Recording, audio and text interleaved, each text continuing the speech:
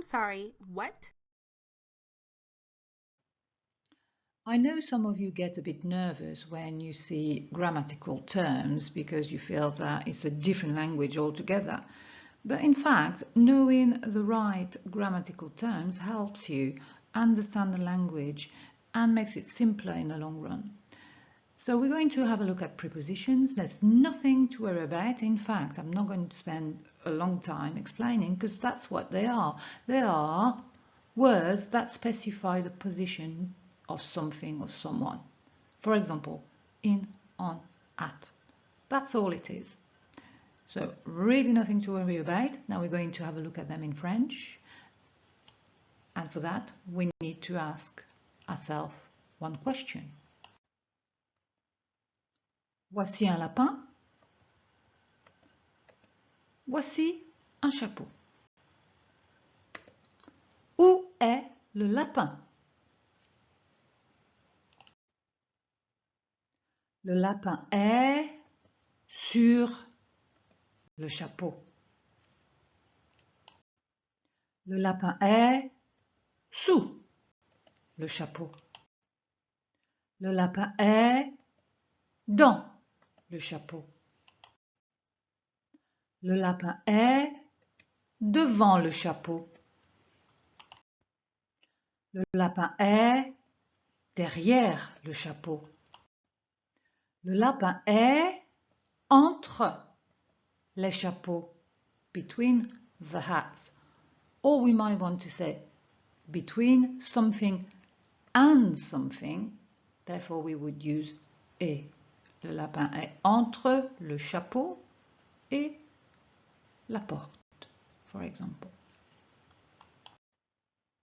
Le lapin est à côté de le chapeau. There might be a problem here. Let's have a look at it.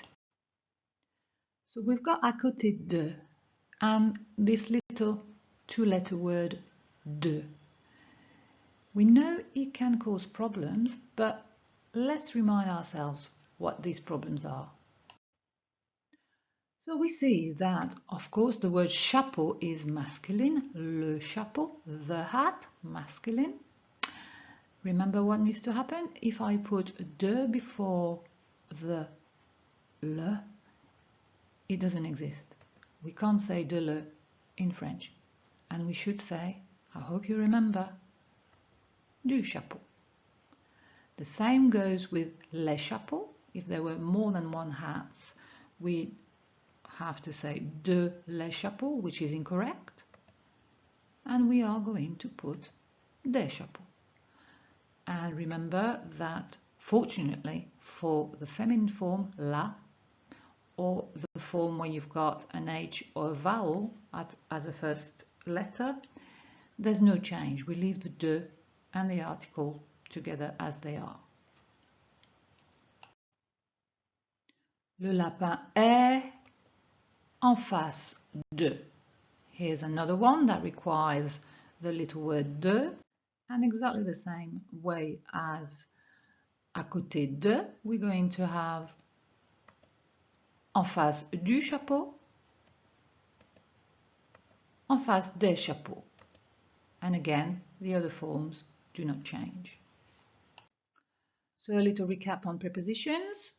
Sur, sous, dans, devant, derrière, entre et à côté de, en face de. One thing we need to remember is that if there were more than one rabbits, we wouldn't say where is the rabbit, we would say où sont les lapins, where are the rabbits? And the answer would be les lapins sont, the rabbits are. Allez tout droit. Tournez à droite. Tournez à gauche. C'est à droite. C'est à gauche. Prenez la première rue à droite. Prenez la deuxième rue à droite. Prenez la première rue à gauche. Prenez la deuxième rue à gauche. You already know cardinal numbers. 1, 2, 3, 4, 5. Ordinal numbers refer to the order. So we're going to say first, second, third, fifth, etc. In French, it's quite easy. You already know premier. When you give the date, the first day of the month, you're going to say premier, 1er mai, 1er décembre. It has a feminine form, première. And for the other numbers, the only thing you have to do is add this little part, ième, to the number. For number 2, you have deux, deuxième. For number 3, you have trois, troisième. For number 4, here we've got a little e that we don't really need, so we're going to get rid of it. Quatrième. 4, 5, 5. We need to add a u because otherwise it would look odd. So we're going to say cinquième. And that's all you need to know about ordinal numbers. A few more details about directions. Continuer, continue, carry on. Jusqu'au bout de la rue. Jusqu'au feu. Jusqu'au carrefour. Jusqu'au rond-point.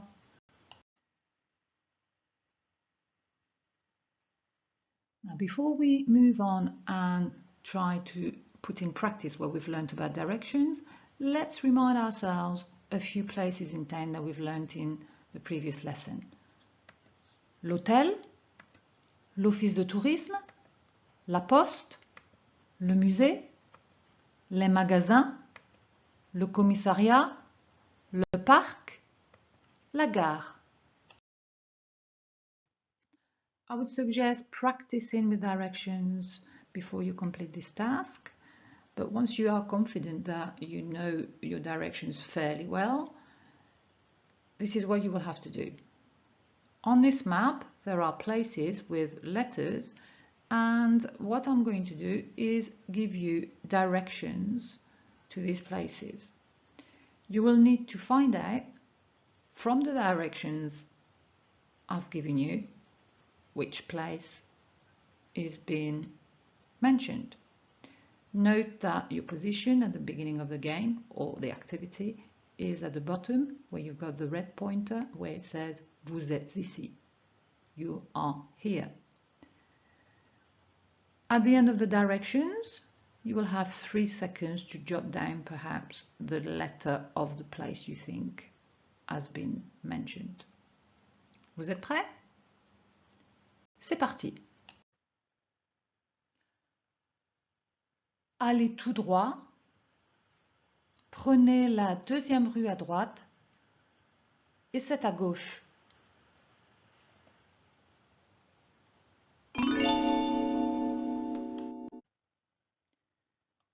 Tournez à gauche et c'est tout de suite à gauche.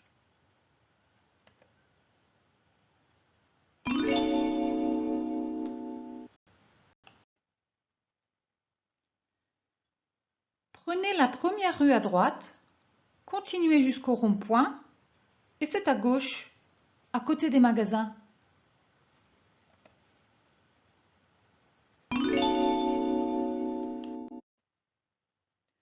Prenez la deuxième rue à gauche, c'est à droite, en face du parc.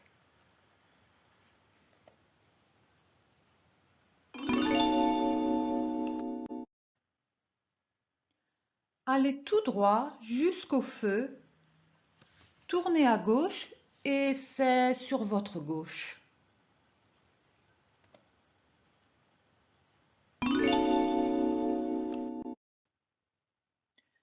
Prenez la première rue à gauche, continuez jusqu'au bout de la rue et c'est sur la droite.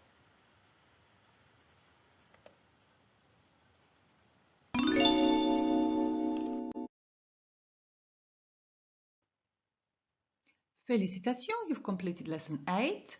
As usual, available on my website is a summary of the lesson if you want to practice, and I suggest that you try to memorize new vocabulary and watch videos. There are plenty out there that can help you practice what you've learned in this lesson.